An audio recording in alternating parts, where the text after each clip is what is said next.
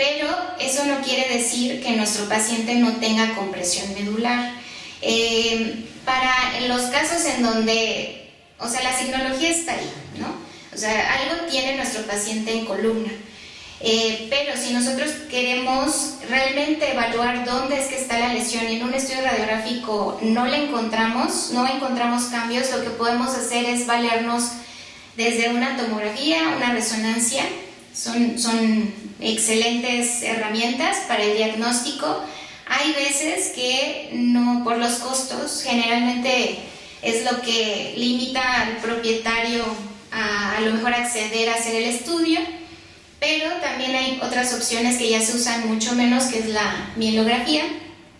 Pero el sentido de esto es encontrar dónde está la lesión. Ya una vez ubicado, pues bueno, y dependiendo de las alteraciones, el grado de alteración que tenga nuestro paciente, pues bueno, vamos viendo cómo es que podemos dar tratamiento.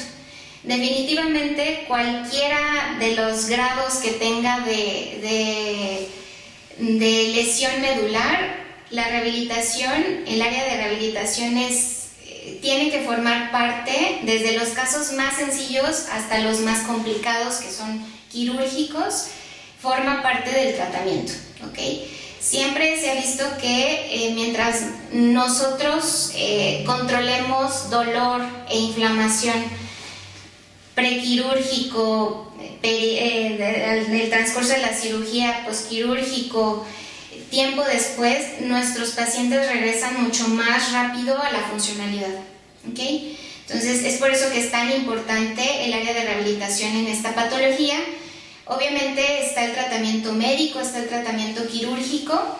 Esto depende mucho, como les comentaba, de la valoración que tenga el paciente. Obviamente si tenemos pacientes que vienen por una compresión medular, por una fractura, porque hubo una caída, algún atropellado o que se caen, esto obviamente sí, sin pensarlo, pues sí es quirúrgico, pero pues también hay otros pacientes que podemos ver una buena evolución con un tratamiento médico y con rehabilitación simplemente. Bueno, en cuanto a los estudios radiográficos, en donde valoramos si hay una reducción del espacio, es más algo subjetivo.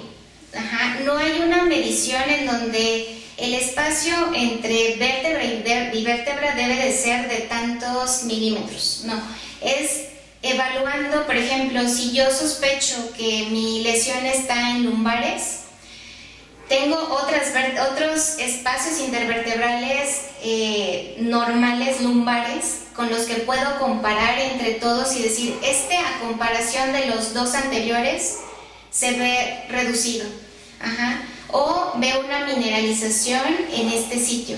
Entonces es probable que en este sitio pueda haber alguna herniación de disco. Pero es algo más subjetivo, no tiene como una medición tal cual. Sí, de hecho, el peso es muy importante en estos pacientes, porque si tienen esa columna larga y patitas cortitas y aparte le sumamos peso de gestación, peso de sobrepeso, esto hace que esa columna todavía trabaje más, o sea, todavía más inestable, y que el organismo tenga que trabajar más para darle estabilidad a esa columna. De tal forma que hay veces que podemos encontrar espondilosis, es decir, se forman unos puentes óseos entre vértebra y vértebra, que son intentos del organismo de decir, aquí hay mucho movimiento, mucho desplazamiento, bueno, formo un puentecito. Entonces, esos son los intentos del organismo por darle estabilidad a la columna. Entonces tenemos que trabajar mucho con el sobrepeso en estos pacientes. Tenemos que dar dieta, tenemos que hacer más ejercicio, obviamente controlado. Esto es también algo muy importante, no escaleras. O sea, las escaleras son malas para estos problemas de columna. También brincos de muebles, el hecho de esos impactos que va teniendo, es muy común que vienen y nos dicen, es que brincó del sillón y ya como que a partir de ahí ya no pudo apoyar las patitas de atrás. Entonces, eso es bien común. Por lo tanto, si permitimos, por ejemplo, el subir a un mueble, tenemos que emplear, ya hay hasta escaleritas que podemos implementar para que ellos tengan esa facilidad y no haya ese impacto extra en la columna. ¿Cómo nuestros propietarios pueden detectar dolor, sobre todo en estas patologías?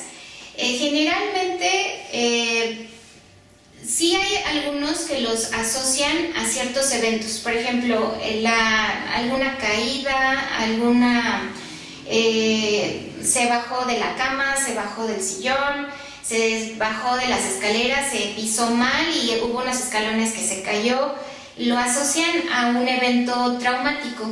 No siempre sí, pero por ejemplo los que no, y nos reportan que de un día para otro, generalmente es que no se mueven tanto, o sea, hay cierta inactividad, evitan el movimiento, o hay con ciertos movimientos que ven malestar, por ejemplo, al subir las escaleras.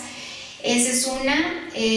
También podrían detectar arrastre de los miembros, el que arrastren alguna patita.